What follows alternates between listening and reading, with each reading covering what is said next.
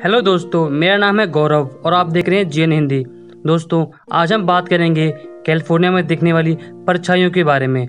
तो चलिए फ्रेंड, शुरू करते हैं। कैलिफोर्निया में लोग ढेर सारी परछाइयों से परेशान हैं।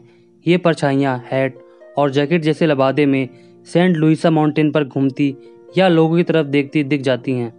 कई बार तो आसमान में उड़ती नजर आती हैं। कुछ सेकंड तक दिखने के बाद ये गायब हो जाती हैं।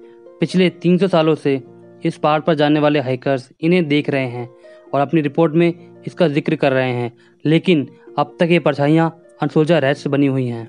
इन परछाइयों को कैलिफोर्निया में डार्क वॉचर्स कहते हैं।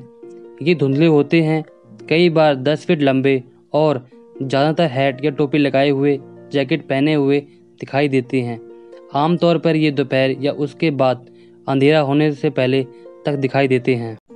कैलिफोर्निया के सेंट लुइसा माउंटेन्स की पहाड़ियों पर जो लोग पिछले 300 सालों से हाइकिंग के लिए गए या जाते हैं, उन्होंने इन डार्क वॉचर्स के बारे में कई बार रिपोर्ट दी है, उनके बारे में बताया है।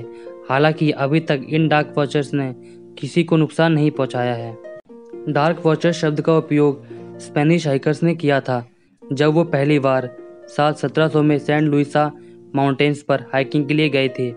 इसके बाद इस इलाके में एग्लो अमेरिकन लोग रहने लगे।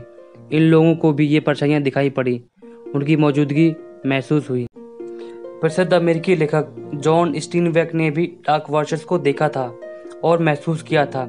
इसके बाद उन्होंने 1938 में अपनी कहानी फ्लाइट में इन परछाइयों का जिक्र किया था।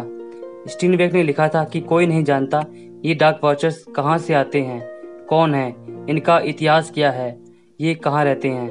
पर अच्छी बात यह है कि आप इन्हें नज़रअंदाज करें, इसमें रुचि नहीं दिखाएं। कुछ मानसिक एक्सपर्ट मानते हैं कि डार्क वॉचर जैसी कोई चीज़ नहीं होती। ये पहाड़ पर रोशनी और अंधेरे की वजह से बनने वाली आकृतियों को लोग डरावनी परछाइयाँ समझ लेते हैं। ये उनके दिमाग का एक वहम मात्र है। वहीं कुछ लोगों का मानना है कि ये परछाइयाँ पहाड़ की स्थिति, रोशनी व बादलों की वजह से बनती हैं, जिन्हें लोग डार्क वॉचर्स कहने लगे हैं। ये दोपहर और उसके बाद इसलिए दिखाई देती हैं क्योंकि सूरज की पोजीशन ऐसी होती है जिनसे ये परछाइयाँ बनने लगती हैं। ऐसी ही कहानियाँ हार्ज माउंटेन के पास रहने वाले जर्मनी के स्थानीय लोग भी सुनाते हैं। वे कहते हैं कि उन्हें भी सैकड़ों सालों से ब्रोवेन पीक पर ऐसे डार्क वॉचर्स दिखाई देते हैं, लेकिन आमतौर पर ऐसा तब होता है जब पहाड़ के ऊपर बादल होते हैं और सूरज विपरीत दिशा में होता है। कुछ परछाइयों के ऊपर सतरंगी हैलो भी दिखाई देता है। ये पानी की बूंदों से परावर्तित होकर सूरज की रोशनी की वजह से बनता है।